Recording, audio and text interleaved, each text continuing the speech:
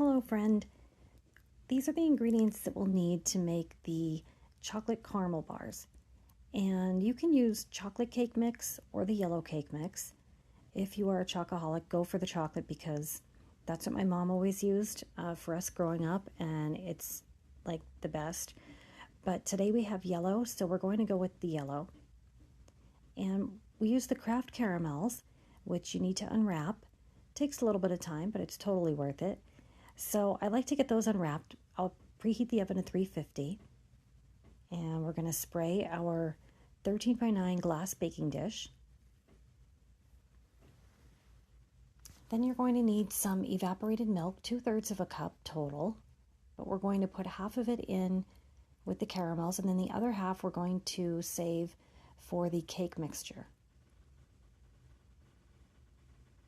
And you want to put the caramels on like low to medium heat.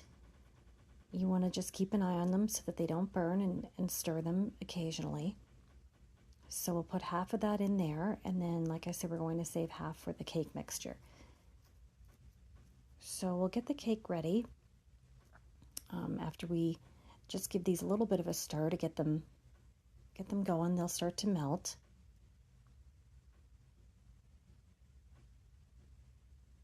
Today I'm using a cake mix from Aldi, but you could use whatever brand you prefer.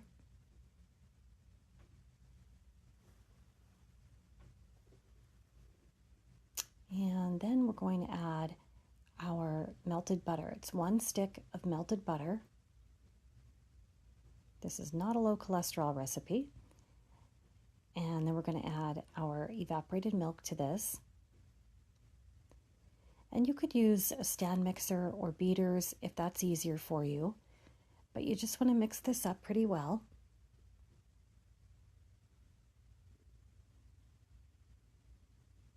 And it's going to be like a paste. Not as dry as a dough, a little bit smoother than that. So after we mix this up, we're going to check our caramels and stir them. And our oven is preheating, it's almost ready.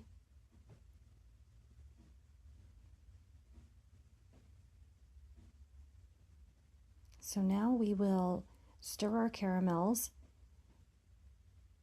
and then we will get ready to make the base of our bars.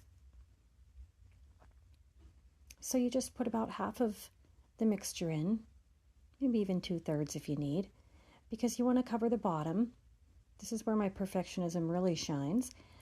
You don't have to make this perfect. It can be a little bit thicker or thinner in certain areas. I just try to make sure there's no holes in the bottom. And then once you have this spread out, you want to put this in the oven and bake it for 6 minutes. And then we'll check our caramels again. They're melting down. And now, 6 minutes later, the caramels are perfectly melted and the base is a little bit firmed. So we're going to put the chocolate chips on. I like to use the Nestle Toll House semi-sweet chocolate chips. Try and put them on evenly, get them up to the edges, and then same thing with the caramel. We're going to pour this on, and you want to get that up to the edges as well.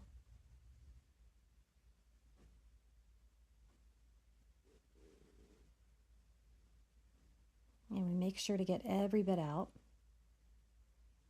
We don't like to waste anything in my family. It's like a sin.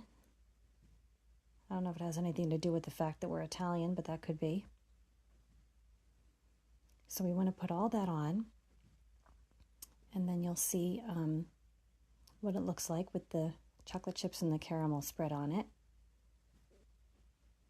Then what we're going to do is take the rest of the cake mixture and put this on the top.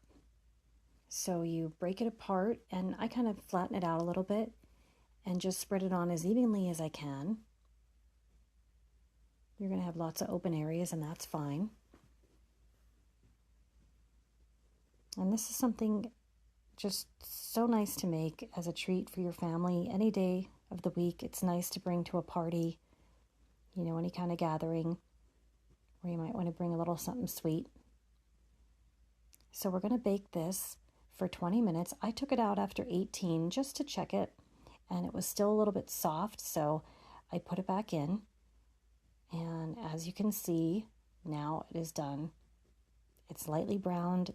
You could see the caramel is still bubbling. You want to let it cool.